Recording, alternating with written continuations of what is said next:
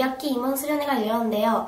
임원으로서의 자세와 리더십에 대해 알아보는 소중한 시간이었다고 합니다. 김다은 기자가 전해드립니다. 지난 9월 17일에 2학기 임원 수련회가 열렸습니다. 전교 임원과 각 학급의 임원들이 강당에 모여 임원으로서의 자세와 리더십에 대해 알아보았습니다. 임원들은 교장 선생님의 응원과 격려를 들으며 수련회를 시작하였습니다. 전교 회장의 선창에 따라 임원의 다짐을 외치며 임원으로서의 각오를 다졌습니다. 또한 이순신 장군의 이야기로 시작한 김영호 선생님의 리더십 강의를 들으며 임원으로서의 자세에 대해 다시 생각해보게 되었습니다. 특히 늑대와 기러기의 리더십 동영상을 통해 리더십에 대해 더욱 잘 이해하게 되었습니다. 임원들은 관계, 배려, 봉사, 자기관리 등의 리더십을 배우며 앞으로 봉사하는 임원이 되리라 생각했습니다. 마지막으로 각 반마다 큰 도화지에 임원으로서의 공약과 다짐을 적어보았습니다. 짧은 임원 수련회였지만 임원의 자세에 대해 알게 된 뜻깊은 시간이었습니다. 제가 여고 회장이 돼서 여기 이 학교 강당에서 임원 수련회를 한 게 정말 신기하기도 하고 재밌고 또 이렇게 한 게 정말 보람차서 여기 온 게 정말 잘한 일이라고 생각합니다. 임원 수련회 하면서 내가 임원이 돼서 이렇게 하면 되겠다라는 걸 느꼈고 여러 가지 이야기를 들으면서 새로운 교훈들을 얻었습니다. 임원 수련회를 마친 학생들은 앞으로 물레초등학교를 이끌어 나가는 훌륭한 인재가 될 것입니다. 이상 어린이 기자단 김다은 기자였습니다. 요즘 대부분의 학생들이 스마트폰을 이용하고 있는데요. 학생들의 스마트폰 중독과 사용 실태를 알아보겠습니다. 김다빈 기자가 전해드립니다. 지난 9월 18일부터 9월 22일까지 4일간 초등학생들의 스마트폰 중독성을 알아보기 위하여 스마트폰 사용량 조사를 실시하였습니다. 5학년을 대상으로 조사해본 결과 3시간 이상 하는 학생들이 전체 3분의 2가 넘었습니다. 심지어 수업 시간에 참지 못한 몇몇의 학생들은 책상 밑으로 몰래 게임을 하는 모습을 볼 수 있었습니다. 또한 요즘 뉴스에도 초등학생들의 스마트폰 중독성에 대한 기사들이 많이 언급되고 있습니다. 스마트폰 중독에 대해 어떻게 생각하십니까? 스마트폰에 중독이 되면 친구들과 어울릴 수 없어 친구 사이가 어색해질 수 있다고 생각합니다. 스마트폰에 중독되면 집중력이나 기억력 저하 뿐만 아니라 수면장애 증상까지 보이게 된다고 합니다. 특히 작은 화면에 글자 입력을 많이 하느라 손가락과 손목에 문제가 생기면서 손가락 관절염과 눈의 안구건조증이 유발된다고 합니다. 작년에 비해 중독 증세는 11.4%에서 18.4%로 7%나 증가하였습니다. 또 청소년의 20%는 스마트폰 중독이라고 합니다.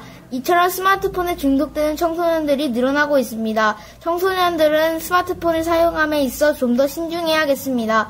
이상 미디제작단 남선우, 이슬, 김나빈이었습니다. 학교에서 캠핑을 한다. 선뜻 이해가 되지 않는데요. 지난 26일과 27일에 6학년 1반 학생들이 스쿨 캠핑 행사에 참여했다고 합니다. 보도의 송정현 기자입니다. 지난 9월 26, 27일에는 6학년 1반 학생들이 스쿨캠핑 행사에 참여하였습니다. 학교에서 1박 2일을 보내며 많은 활동들을 하여 더욱 뜻깊은 시간이었습니다. 25명의 6학년 1반 학생들은 26일 금요일 학교가 끝나자마자 스쿨캠핑 행사에 참여하였습니다.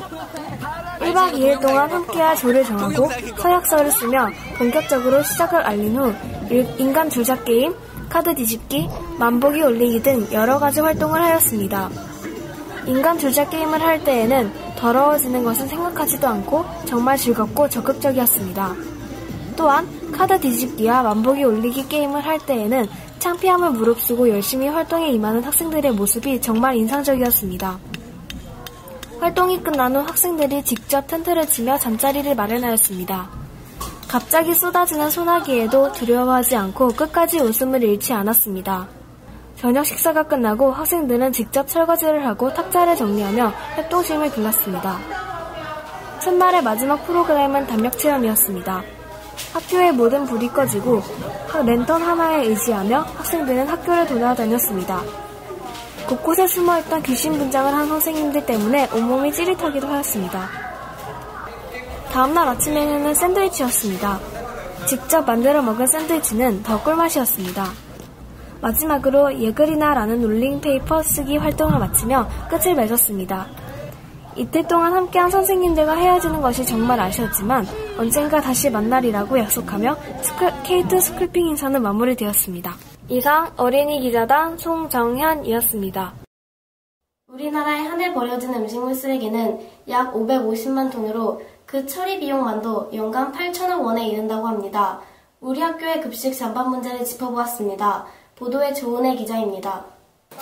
지금은 서울 물레초등학교 하나급의 급식 시간입니다. 물레초등학교는 학생들의 건강을 위해서 2007년부터 친환경 급식을 실시하고 있습니다. 그런데 요즘 점심시간에 급식을 남기는 학생들이 많아지면서 음식물의 쓰레기의 양이 늘어나 문제가 되고 있습니다. 실제로 급식 시간에 싫어하는 음식을 받지 않거나 남기는 모습을 많이 발견할 수 있습니다. 우리 학교 급식이 친환경 위주의 재료로 식단이 짜여진 급식이기 때문에 학생들이 좋아하는 자극적 반찬이 적습니다. 그래서 몸에 좋은 음식이 나와도 안 먹는 친구들이 있어 잔반이 남을 때가 있습니다. 또 가끔 학교에 몰래 간식을 가져와서 먹는 친구들이 밥을 남기기도 합니다. 다음 그래프는 우리나라의 평균 쓰레기 배출량입니다. 음식물 쓰레기 배출량은 다른 쓰레기에 비해서 28.7%로 비교적 높은 수치로 나타났습니다. 이처럼 음식물 쓰레기의 배출량이 많아지면 어떤 문제점들이 있을까요? 고기나 또 달걀 종류, 그런 종류를 아주 좋아하는데 비타민 무기질 공급원인 채소류는 별로 안 좋아해요. 우리가 영양소는 골고루 섭취를 해줘야만이 우리 몸에서 영양소가 흡수될 때 우리 몸에 잘 이게 균형이 맞게 우리 몸속으로도 그게 들어갈 수가 있는 거예요. 선생님이 급식으로 주는 거는 여러분 하루 필요한 영양량 다 맞춰서 주는 거예요. 남기지 말고 꼭 잘 먹었으면 좋겠습니다. 이처럼 음식물 쓰레기가 많이 생기면 음식 재료가 많이 낭비되며 악취가 나고 보기에도 좋지 않습니다. 또한 지속적으로 편식을 하는 학생들은 건강이 나빠집니다. 물레초등학교의 급식은 친환경 재료로 영양분이 골고루 들어있어서 학생들의 건강에 많은 도움이 됩니다. 내가 좋아하는 음식이 나오기만 기다리지 말고 친환경 재료로 만들어진 급식을 깔끔히 먹을 수 있는 학생 모두의 노력이 필요한 때입니다. 이상으로 서울 물레초등학교 5학년 서주의 조은혜 이서용 기자였습니다. 이상으로 물레뉴스를 마치겠습니다.